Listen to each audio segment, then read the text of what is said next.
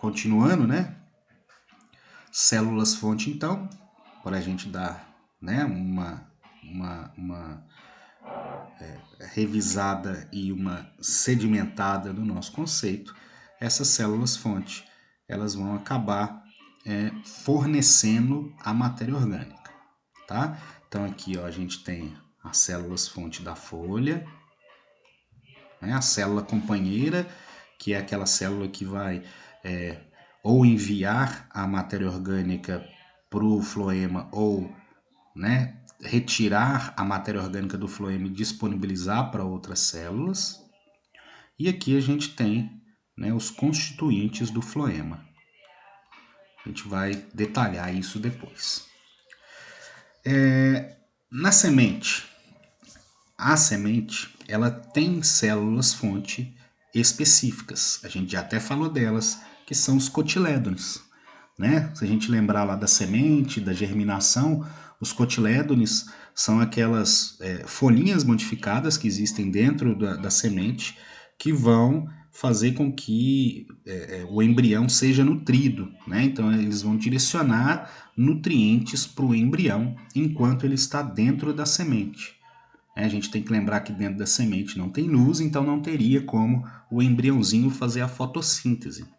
Enquanto ele se desenvolve, né, durante o processo de germinação, ele vai ser abastecido com substâncias orgânicas e a estrutura que vai fazer esse abastecimento são os cotilédones. Se eu já tiver uma planta formada, né, eu tenho que identificar algumas coisas. A primeira, se nessa planta formada estão nascendo plantas jovens, essas plantas jovens elas vão enviar a substância, né? Elas vão produzir a substância, a matéria orgânica, e essa matéria orgânica ela vai ser enviada para as extremidades do caule. Então, né, para as pontas do caule, ok? Se eu já tiver uma planta formada e eu percebo a presença de folhas mais velhas, essas folhas mais velhas elas vão produzir a matéria orgânica, e a matéria orgânica produzida por essas folhas mais velhas, elas vão ser enviadas para as raízes e para as folhas que têm uma idade intermediária. A gente tem que perceber o seguinte: o vegetal ele cresce verticalmente para cima. Então, as folhas que estão mais embaixo, elas são as folhas mais velhas. À medida que o vegetal ele vai subindo, né, que ele vai crescendo, vão nascendo folhas mais novas. Então, as folhas que ficam embaixo, elas ficam responsáveis por produzir a matéria orgânica, e essa matéria orgânica vai ser direcionada para a parte de baixo, porque elas estão embaixo, né? As folhas que vão surgindo em cima, elas vão produzir matéria orgânica, e essa matéria orgânica vai ser fonte para as células dreno que estão na parte superior da planta, né? Que são as folhas, as extremidades do caule ali, onde estão os meristemas, né? Onde tem uma quantidade de células que fazem muita divisão celular grande ali. Então, é uma divisão, né, das folhas para serem a fonte de matéria orgânica para as partes do vegetal, ok? Essas folhas, né? A ideia de que todas as folhas jogam toda a matéria orgânica para a raiz, ela não é, né, totalmente correta. Na verdade, a gente tem folhas que direcionam para baixo e folhas que vão direcionar para cima a matéria orgânica que elas produzem. Na fase reprodutiva, e aí quando a planta tá com flores para produzir as sementes e o fruto, a maioria das células-fonte, aí elas vão direcionar essa matéria orgânica produzida através do floema para os frutos e para as sementes que estão em formação. Por quê? Porque não é uma fase, né, que dura a vida toda do vegetal. A gente tem fases de reprodução, né, períodos de reprodução, e durante esses períodos existe, né, um direcionamento de matéria orgânica maior para as regiões aonde estão as estruturas reprodutoras, exatamente para garantir que a reprodução ocorra, né? Então, os vegetais eles vão direcionar essa matéria orgânica para garantir que a reprodução seja efetiva.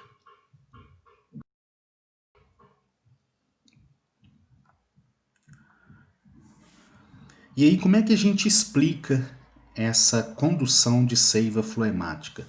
Eu já dei uma ideia para vocês, mas aqui a gente vai detalhar mais um pouquinho isso, tá?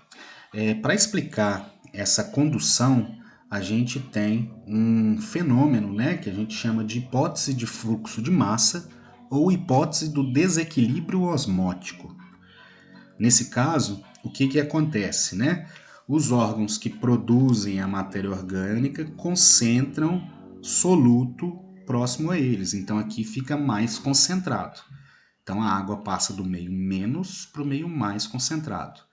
Desequilíbrio osmótico, eu tenho um vaso com alta concentração e um vaso com pouca concentração de soluto. Então aí ocorre o processo de osmose, tá? Essa água, né, ela vai ajudar a distribuir essa seiva ela vai sendo distribuída durante, né, todo o trajeto. Chega aqui embaixo, você tem menos solutos dissolvidos. Alguns já foram, né, deixados anteriormente em outras células. Como aqui a concentração de soluto diminui, de novo eu tenho um desequilíbrio osmótico. Então a água ela volta, né, para o vaso, para o tecido, aonde eu tenho maior concentração de soluto. Aqui a gente, né, subindo, a gente tem que lembrar que aqui eu tenho água e sais minerais. Então esse desequilíbrio de concentrações faz com que a água circule dentro do vegetal e ocorra o transporte de seiva elaborada aqui, né? Então a gente vê que a concentração ela vai diminuindo e isso faz com que haja sempre desequilíbrio osmótico. Enquanto tiver desequilíbrio osmótico, eu vou ter essa transferência de um vaso, de um tecido para outro, tá?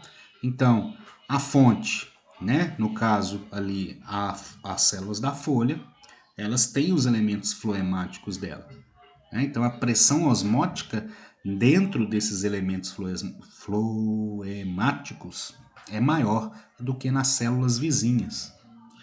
Sendo assim, essas células da fonte vão acabar absorvendo água, né, dentro do floema, ok?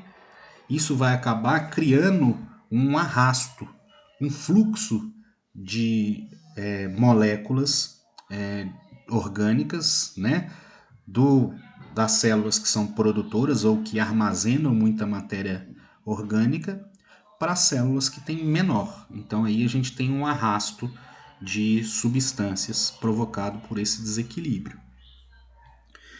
Esse arrasto vai se dirigir até as células dreno, que é onde eu tenho, né, uma pressão osmótica. Ok? Ok aí? Então, como eu tenho menor concentração no dreno, né, a seiva ela vai ser direcionada por ali. Então vamos lá. A hipótese de fluxo de massa ou desequilíbrio osmótico, ela pode ser explicada pela física, tá? Então, o que acontece, né? A gente tem uma bolsa, né? Essas bolsas elas são semipermeáveis, elas permitem a passagem de água. Eu vou juntar essas duas bolsas, eu vou colocar aqui um caninho que vai deixar essas bolsas unidas pela parte de cima.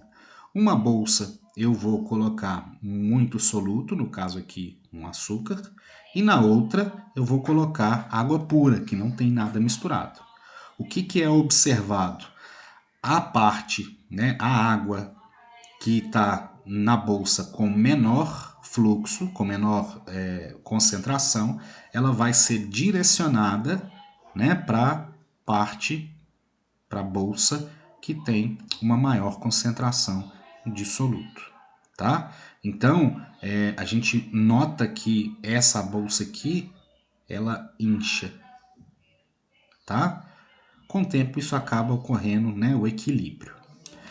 Para vocês visualizarem isso melhor, eu aconselho vocês a dar uma olhada nesse videozinho aqui do YouTube, tá? Eu vou deixar esse link na descrição do vídeo para ficar mais fácil para vocês acessarem esse vídeo aí, tá? É um vídeo curtinho que mostra uma animaçãozinha, né? E essa animação ela vai sendo narrada, é como se fosse uma pequena videoaula para que vocês consigam entender ou tenham mais uma visão do que é essa hipótese do fluxo de massa ou hipótese do desequilíbrio osmótico, ok? É só mais um videozinho aí para enriquecer e para que vocês tenham uma outra visão sobre esse tipo de fenômeno físico que ocorre dentro dos vegetais. Esse fenômeno é essencial para que a condução de seiva elaborada, ou seiva floemática, ou seiva orgânica ocorra. Sem esse desequilíbrio, a planta morre. Tanto é, né, que a gente viu lá que se eu fizer o anel de Malpighi, se eu interromper esse fluxo, o vegetal ele pode morrer, dependendo da parte aonde esse anel é feito. Beleza?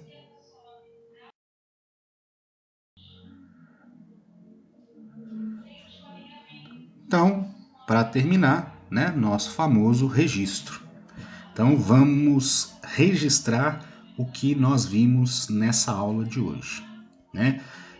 De novo, vocês podem fazer esse registro em forma de questionário, como está apresentado aqui.